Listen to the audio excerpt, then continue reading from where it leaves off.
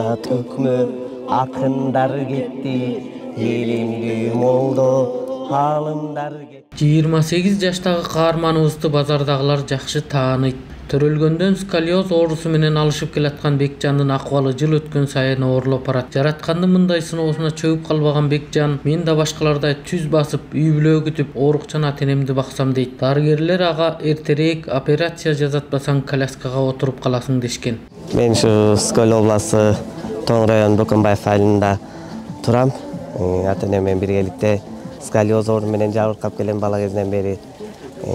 Ушу Индия мамлекетине $23,000 болгондуктан жалпы кайрымдуу элимден жардам сурайм. Операция кылбаса ушу коляскада болуп калчу да экен. Ошого жеткирбестен өзүм аракет кылып ушу ош базарларда акча топтоп, ырдап, ата-эне жөнүндө, мекенин жөнүндө, эне жөнүндө, ден соолук жөнүндө ырдап жүрөм ушу базарларда. Ушу ата-энем болсо өзлөрү менен өзлөрү, ушу алар дагы эжем, атам, апам үчөтөн ушу психический жактан оорушат. Чумкоргон больницага 6 ай сайын жатып турушат, леченияларын алышып. Азыркы учурда шаарда болуп атам, ушу тайжемдикинде, Күнтүү айылында, дачасында. Ал тайжемдин дагы ушу баласы дагы инвалид болгондуктан мени түшүнгөндүктөн мени алып жүрөт, баарын ушу көзөмөлдөп, оорум күчөгөндүктөн өзүм жатып албастан ушу жок дегенде басып турсам дагы ушу коробкамды көтөрүп алып элимден жардам сурап жүрөм.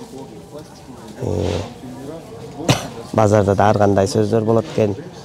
Бирөө кайырчы деп айтат экен, бирөө иштебейсиңби дейт. Эми менин акыбалым жакшынакы болсо, өзүмдөй ден соолугум жакшы болгондо иштемекмин.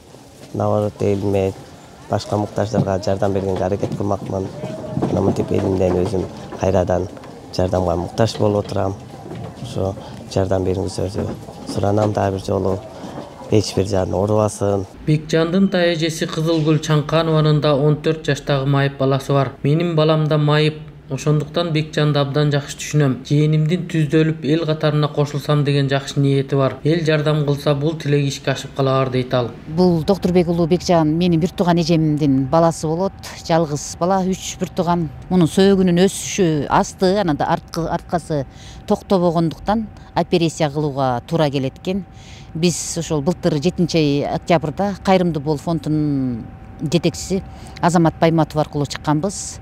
Азамат Байматов Индия өлкөсү менен кызматташат экен. Ошол жака биздин деген түшкөн немелерибиздин баарын кетирип, аяктан одобрение келген, операция болгонго болот депчи. Эми ошондон бери ушул сбор башталган.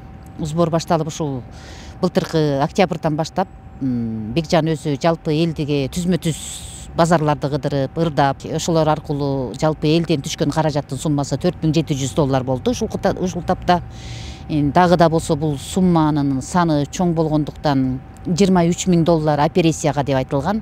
Барыш келиш менен $29,000 деп айтылган да. Эми ошол каражатты кашыктап иштеп кылсак дагы таба албайбыз. Жалпы элге кайрылат эле. Бул сууктун күнүндө дагы акыркы күндөрү суукка карабай чыкканга туура келип атат. Себеби деген күн өтүп атат. Баягы кайра акыркы эмелде ооруп жатып калып атат, бир жумалап жатып калып атат да. Эми кээде мен корком да кандай болуп кетет, эмне болуп кетет депчи. Мына акыркы ушул бир жума мурун аябай ооруду. Аябай ооруп, анан кандай кылсам, эмне кылсам деп барганда баягы травматологияга алып барсаң делечи, сөөгүн эме кылып алып бардым да эме кылып. Алып барсам деген айтты, биз кыла албайбыз дейт. Полностью обследование кылалы деп бияктан деле юрфадан чыгып обследование кылдык. Диагнозу жанагыдай эле, сколиоз 60 градуска мындай бурулуп, арты дагы мунуку бир эле жери эмес да, арты анан асты. Арты ичти көздөй, аркасы дагы ичти көздөй эме отпай кайрылып. Анан кайдыгер карабаңыздар, ушул Бекжанга ушунча сумма чогулуп калды. Эми дагы эме кылып кол сунсаңыздар деп суранат элем. Элибиз мейман эме айкөл эл болот эмеспизби? Кыргыз жакшы эле элбиз, Кудайга шүгүр. Ушуга дагы болсо жардамыңыздарды аябасаңыздар.